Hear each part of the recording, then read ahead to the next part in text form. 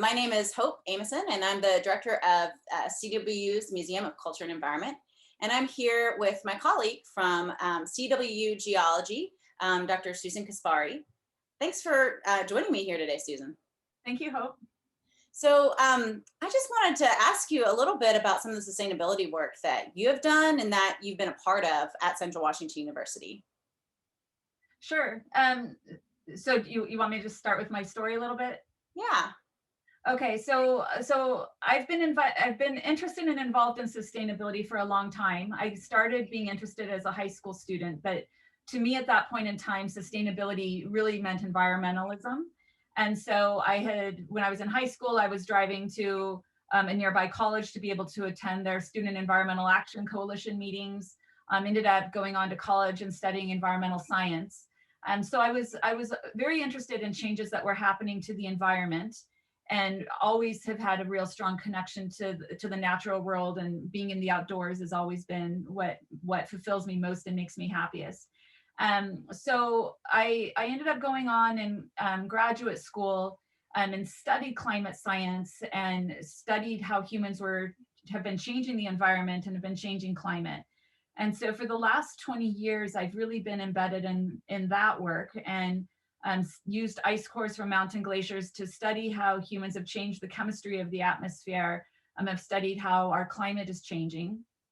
And through that work, I felt like I kind of have had a front row seat to seeing, what our rapidly growing population and our, mass use of resources and what it's doing to our environment, and have been very concerned. And particularly concerned about the impacts that are coming as the climate change impacts intensify. And so as part of that, this cumulative effects that we're seeing and the effects that we see coming are the result of billions of humans making small decisions every day, and that those all add up to these massive impacts that then become really unruly, or that become very hard for us to see the connection between our own little activities and this huge effect of climate change that we're seeing. And so since I was a graduate student, I've been very involved and interested in looking both at the political side of how just different decisions that we're making at the national level, all the way down to the decisions that individuals are making in their own lives, or that institutions are making, that contribute to these big problems that as a scientist I'm seeing are occurring. And so as a grad student, I worked with another student to implement changes at that university, change which fuels were being used, put in some policies that reduce that university's impact. And so when I came to Central, I was interested to see what was going on here, and what we could do to both limit the impact of this institution, and then also to do our best job of educating students so they knew what their impact was. And over the course of all of this, my idea, when initially, if you had talked to me about what sustainability is, I would have talked to you about it in just environmental terms. And in the last numerous years, as I've become much more educated about what sustainability actually means, I've come to realize it doesn't mean that you're just talking about the environment. Sustainability, it's this idea of how do we live in a way that we are not compromising the ability for future generations to also have a high quality of life. And it's not just from a resource perspective, but it's also very much from an economic perspective and a social perspective. So all of these things are really linked in together. And so the work that we've been doing at Central over the last several years has been to try to increase the overall sustainability of the campus. Yeah. And so what does that look like? Well, it started out, so it's huge is what it is we have a lifetime of work ahead of us to address this. So it started out with initially finding out, who was doing what in regards to sustainability. And when I first started approaching it, there of course are people, throughout CWU's long history that have always been working on sustainability, whether or not they labeled it as that or not. But what wasn't happening was that very many conversations, really around the idea of sustainability, or looking at how sustainable of an institution CWU is. And the idea of sustainability hasn't been being at the forefront in terms of what we put forward in front of our students. And so it's, to me, what it's looked like, I mean, it started out with earlier efforts of, starting out with trying to get a sustainability coordinator in place. And so that was a multi-year effort that resulted in Kathleen Klinecki being hired as our sustainability coordinator last year. Other advances that have been made, we formed a sustainability council that now has people that sit on it, that there's representation from across campus, so across divisions that come together that are discussing and trying to further sustainability, including all of those pillars: economic, social, and environmental. There have been programs that have been put into place. So we completed in 2019, CWU did their first ASHE STARS assessment. So ASHE is the Association for the Advancement of Sustainability in Higher Education. And they have this reporting tool. It's called the Sustainability Tracking and Reporting System. And it's specifically designed for institutions of higher education to assess how sustainable their institution is. And it is an extremely useful tool. It's very holistic in that it addresses those three pillars of sustainability. And so we completed our first one. CWU got a bronze ranking, which was great. But what was wonderful about it is it provides us a really great platform to look at where we are right now and all the areas that we have work to do. And so we will report again next year in 2022. And that is providing us a really nice framework to be able to investigate ways that we can become a more sustainable institution. Other things is that we're starting to create more opportunities for students. And so we now have a sustainability certificate program. So students do a year-long project in which they start out in a class where they're learning about its interest sustainability. They're learning, about the different concepts related to sustainability.